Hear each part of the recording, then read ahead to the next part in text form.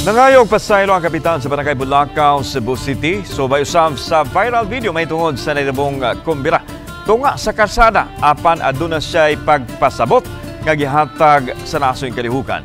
Atong sayran ang detalye pinagi sa akong report.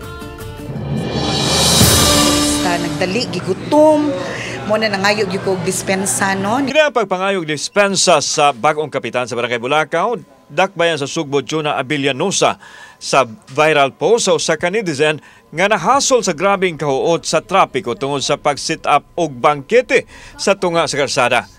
Giklaro sa barangay kapitan nga ang naasoy kalihukan iya sa Pasko sa Dakbayan nga gipasiugdahan sa city government diin nihatag lang siya og suporta sa programa kay naatol nga sa ilang barangay pagpasiugda sa Christmas tree lighting.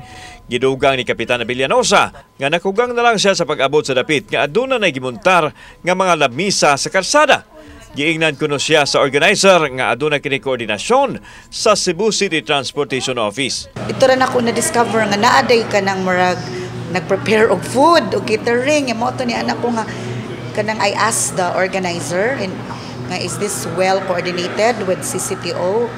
Yes, because kanang dato sa Cebu City government program in line with the Pasko sa Dakbayan 2023. Dito lang gi-launch, gi-signal sa among barangay since Barangay Bulacau is the first barangay man. Samtang iklaro sa Pangulo sa CCTO Raquel Arce nga ang gi-coordinate sa ilang buhatan maora ang pagpasuga sa Christmas tree maong nag-deploy usab sila sa mga CCTO personnel pag-manage sa traffic. Kuna sayod lang kuno sila nga magbutang og kumbira sa kalsada, dili gyud nila tugutan kay dako kining kalapasan sa lagda sa trapiko.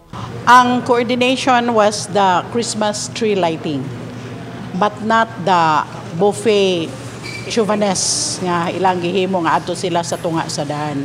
The Christmas tree lighting, yes, maubitaw to nga na ay present sa ato ang traffic enforcers. Kasamtangan nagpahigayon og pakisusi ang CCTO ug naabot usab ang isyu sa konsiho sa Dakbayan sa Sugbo. Andam ang kapitan sa Bulacau nga moatubang sa investigasyon aron mahatagan usab og katin-awan ang isyu.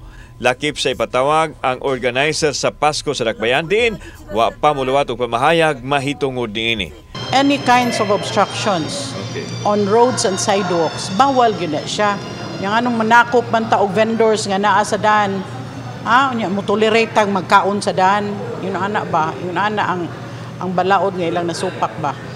And rest be assured that it will not, or katong situation, kutob sa tong mahimo, dili na to siya mabalik.